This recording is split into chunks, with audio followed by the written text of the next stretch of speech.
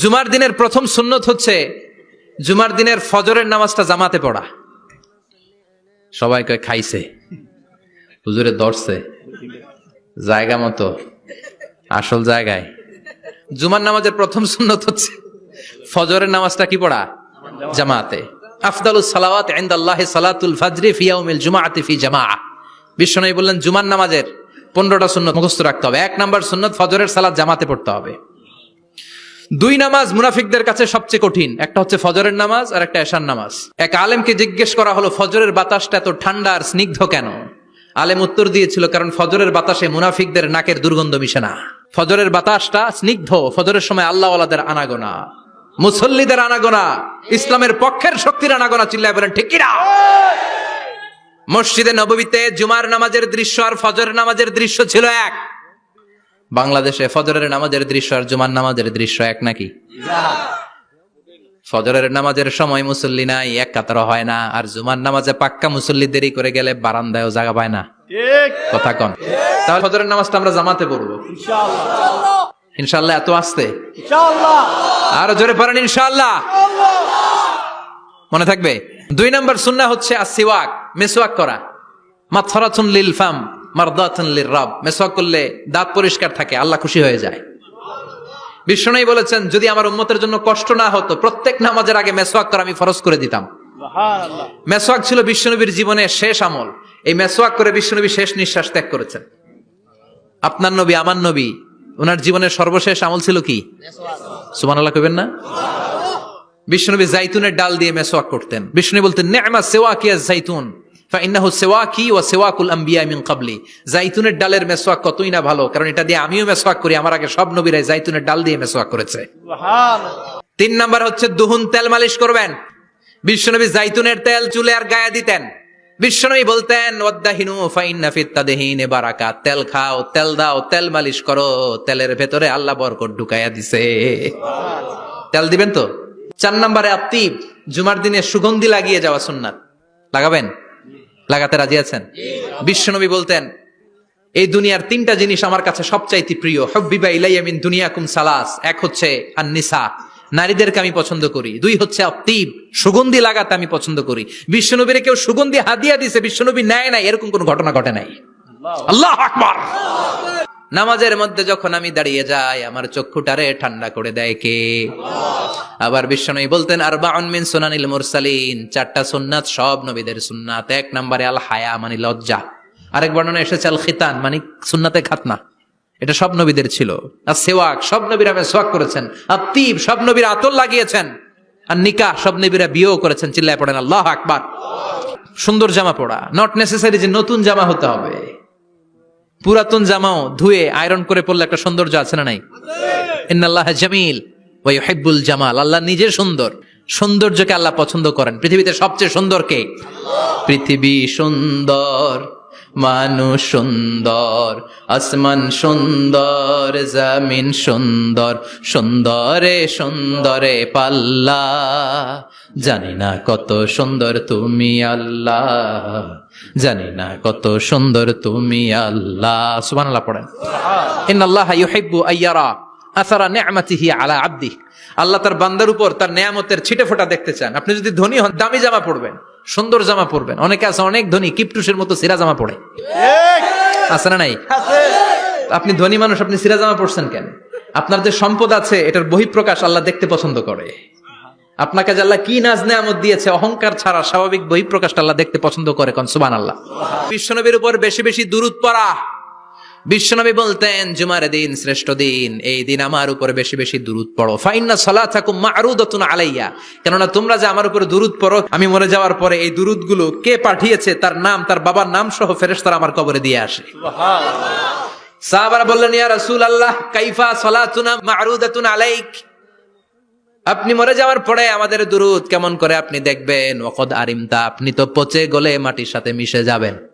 বিশ্বনবী বলেন, ইন্নাল্লাহা হাররামা আলাল আরদি আন তাকুলা আজসাদাল আমবিয়া।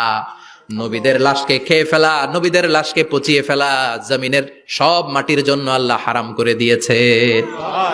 নবীদের লাশ পচে না, নবীদের লাশ গলে না, যারাই বিশ্বনবীর উপর দুরূদ পড়বেন, আপনার নাম সহ, আপনার বাবার নাম সহ, মালাইকাতু সাইয়াহিন, একদল ফেরেশতা আছে শুধু রাউন্ড দেয় গোটা ওয়ার্ল্ডে।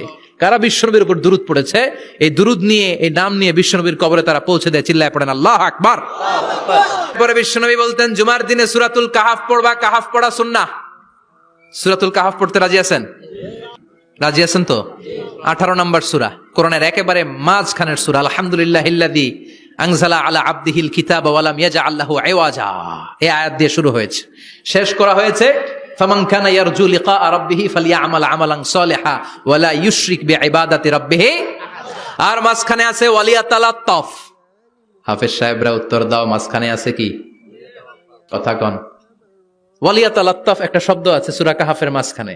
কোরআনের সব জায়গায় এক ফন্টে আয়াতগুলো লেখা, কিন্তু ওয়ালিয়াতালাত্তাফ মোটা করে লেখা আছে না? ডবল ফন্টে লেখা, মোটা, কারণ এটা কোরআনের একেবারে মাঝখানে অবস্থিত এই শব্দটা ওয়ালিয়াতালাত্তাফ। এর আগে যত শব্দ, এর পরে তত শব্দ, এর আগে যত কোরআনের অক্ষর, এর পরে তত অক্ষর। সুবহানাল্লাহ বাড়িতে গিয়া বিষ্ণু বললেন, সূরাতুল কাহাফ যে তেলাওয়াত করবে ইয়াকুনু লাহু নূর, এই সূরাতুল কাহাফ কিয়ামতের দিন তার সামনে বিশাল একটা আলো হয়ে আসবে। এই আলো দিয়ে পুলসিরাত পার হয়ে ওই বান্দা জান্নাতের ভেতরে ঢুকে যাবে। আবার বিষ্ণু বলেন, যারা সূরাতুল কাহাফের প্রথম 10 আয়াত তেলাওয়াত করবে জুমার দিন, শেষের 10 আয়াত যারা জুমার দিন তেলাওয়াত করবে, দাজ্জালের ফিতনা থেকে তাদেরকে মুক্ত রাখবে কে? সুবহানাল্লাহ পড়বেন না? সূরাতুল কাহাফ দিয়ে সকাল শুরু করতে রাজি আছেন? সবাই রাজি? মসজিদে আগে আগে যাওয়া সুন্নত। আগে যিনি যাবে উনি কি পাবে? তারপরে গরু, তারপরে বকরি, তারপরে মুরগি, মুরগির পরে ডিম না আন্ডা? বিষ্ণু বললেন, হেঁটে হেঁটে জুমার নামাজে যাওয়া সুন্নাহ। রিক্সা, হুন্ডা, সাইকেল, সিএনজি দিয়ে গেলেও হবে, কিন্তু হেঁটে হেঁটে গেলে সওয়াব বেশি না কম? প্রতি কদমে কদমে আমলনামায় সওয়াব দিয়ে দিবে কে? বিষ্ণু বললেন, আদামু তাখাত্তি রিকাবান নাস, মানুষের ঘাড় ডিঙ্গিয়ে সামনে না যাওয়া সুন্নাহ। অনেকে জুমার দিন আসে সবার শেষে বসতে চায় সামনে, এরকম ডাকাইত আছে না নাই? বিশ্বনবী জুমার খুতবা দিচ্ছেন, হঠাৎ এক সাহাবী সব সাহাবীর ঘাট ডিঙ্গিয়ে ডিঙ্গিয়ে সামনে আসতেছে বুলেটের মতো। বিশ্বনবী বললেন, থামো, এজেলেস, বসো মিয়া, ফাকাদ আযাইতা ওয়া আনাইতা, আসছো দেরি করে আবার মুসল্লিদেরকে কষ্ট দিচ্ছ। যেখানে জায়গা পাবেন ওইখানে বসবেন। মানুষের ঘাট ডিঙ্গিয়ে সামনের কাতারে যাওয়া এটা ঠিক না। এজন্য জুমার দিন আগে আগে আসার চেষ্টা করবেন। রাজি আছেন তো? বিশ্বনবী বললেন, দুখুলুল মসজিদে রাকাতাইন, জুমার নামাজের দিন মসজিদে ঢোকার পরে 2 রাকাত পড়া সুন্নত। কয় রাকাত? 2 রাজি আছেন? কবলাল জুমা বাদাল জুমা। অনেকে প্রশ্ন করে, বাদাল জুমা 4 রাকাত, মসজিদে পড়লে 4, ঘরে পড়লে 2, কিন্তু কবলাল জুমা সুনির্ধারিত নয়, অনির্ধারিত। মা কদ খুদ্দিরা লাগ, যত আপনার তৌফিকে কুলায় 2 রাকাত করে করে 2, 4, 6 ইমাম সাহেব খুতবা দেওয়ার আগ পর্যন্ত। আপনি যদি আধা ঘন্টা আগে যান, আপনি 10 রাকাত পড়তে পারবেন। চিল্লায় বলেন ঠিক কি না? বিষ্ণু বলেন, ইনসাত, চুপ থেকে খুতবা শুনবা। জুমার খুতবার সময় কথা বলা যাবে নাকি? কথা কন। বিষ্ণু বললেন, তোমার সামনে কেউ কথা বলতেছে, তুমি যদি বলো চুপ করো, এটাও তুমি খারাপ কাজ করছো। চুপ করো তোমার কইতে কইছে কি? চুপ করো বলে তুমি আরেকটা ভেজাল লাগাইছো। চিল্লায় বলেন ঠিক কিনা? তাহলে জুমার নামাজে কথা বলা যাবে না। কেউ কথা বললে চুপ করো, এই কথাটাও বলতে বিশ্বনবী নিষেধ করেছেন। চিল্লায় বলেন ঠিক কিনা? মজার একটা কথা বিশ্বনবী বলেছেন, জুমার নামাজ পড়তে যেয়ে যদি কারো ঘুম আসে, জায়গা চেঞ্জ করে বসো। জুমার নামাজ পড়তে যাইয়া ঘুমান না, এরকম কে কে আছেন আল্লাহর ওলি? হাত তোলেন। হাত তুলতে পারবেন? আমিও তুলতে পারবো না, আমি কত ঘুমাইছি। জুমার খুতবা শুনতে গেলে ঘুমাস, কারণ রহমত নাজিল করে কে? আল্লাহ। পুরো মসজিদের ডানে বায়ে রহমতে ঠাসা, খালি ঘুম আর ঘুম।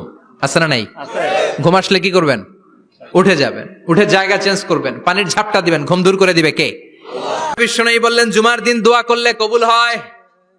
এমন একটা সময় আছে জুমার দিনে, ওই সময়ে যদি বান্দা আল্লাহর কাছে কিছু চায়, সেটা না দিয়ে খালি হাতে আল্লাহ বান্দারে ফিরাইয়া দেয় না।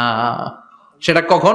অনেক ইখতিলাফ আছে। বেশিরভাগ মুহাদ্দিসিন বলেছেন জুমার দিন আসরের নামাজের পর থেকে মাগরিবের আগ পর্যন্ত, বিশেষ করে মাগরিবের আগের আধা ঘন্টা, এই সময় আল্লাহর কাছে বান্দা যদি কিছু চায়, এই দোয়া আল্লাহ ফিরিয়ে দেয় না।